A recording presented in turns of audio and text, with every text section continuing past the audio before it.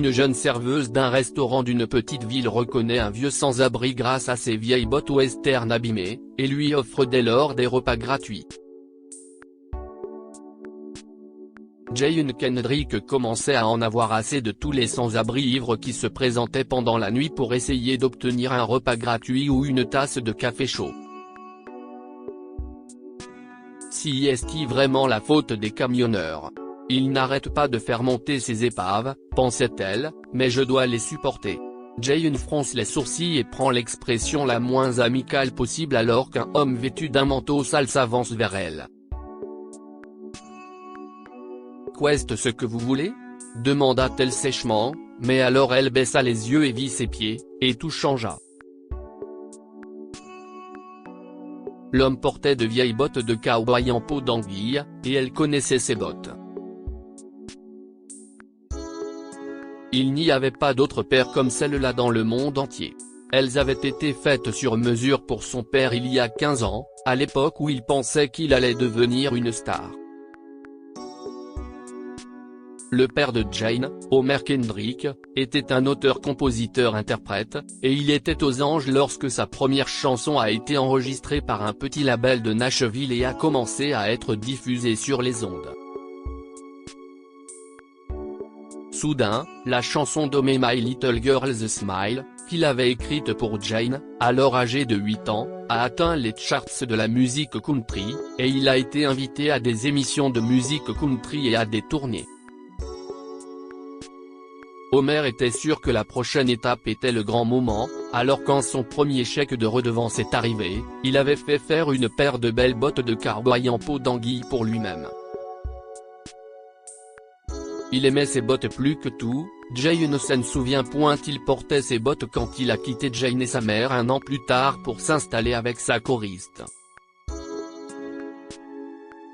La mère de Jane s'est retrouvée divorcée, tandis que Homer a épousé la choriste et a adopté ses 2 fils. « Et toi ?» a demandé la mère de Jane avec amertume, sa propre chair et son sang. « Il ne te donne pas un centime. Mais les bons moments d'Homer ont été de courte durée. »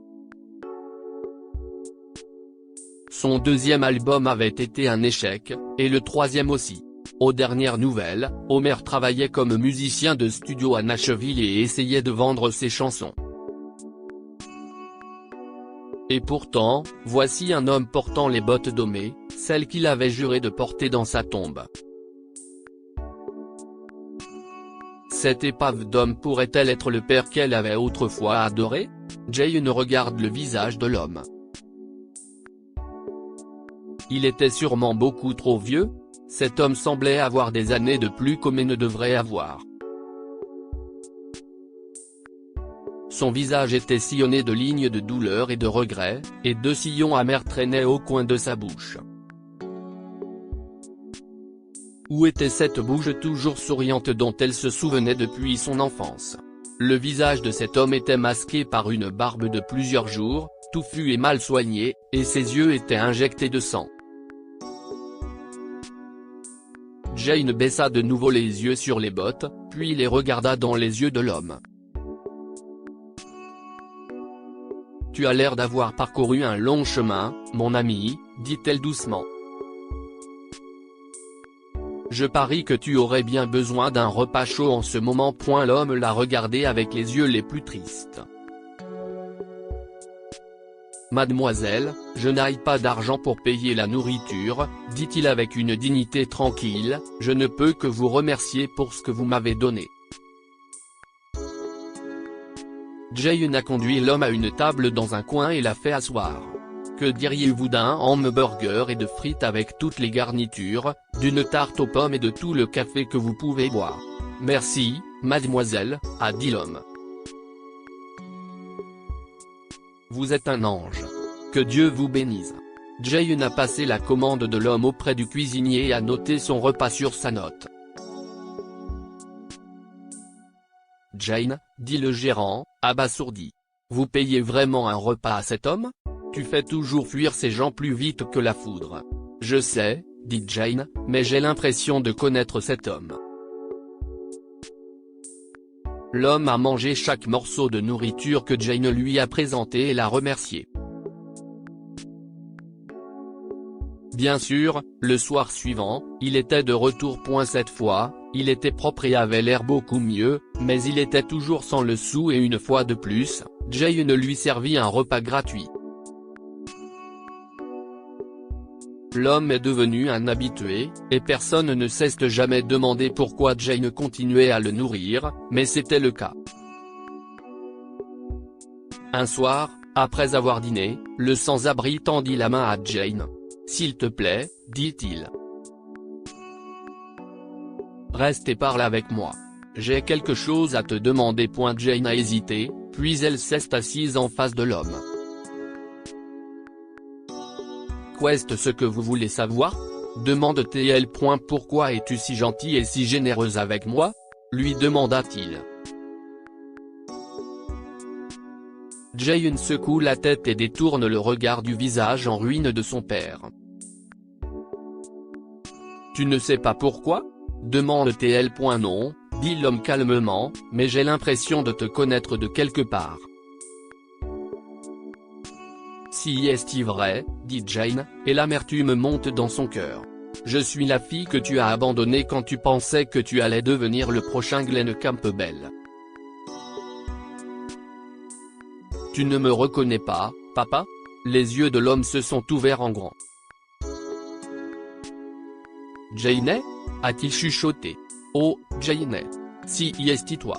Et il a caché sa tête dans ses mains et s'est mis à sangloter comme si son cœur allait se briser. Oui, si est-il moi, a dit Jane. Et devine quoi, papa, tu ne t'es jamais soucié de moi, mais je ne peux pas te tourner le dos, alors je suppose que cela fait de moi une idiote. Non, a dit l'homme en sanglotant. Ça fait de toi une femme bien, comme ta mère, pas une mauviette comme moi.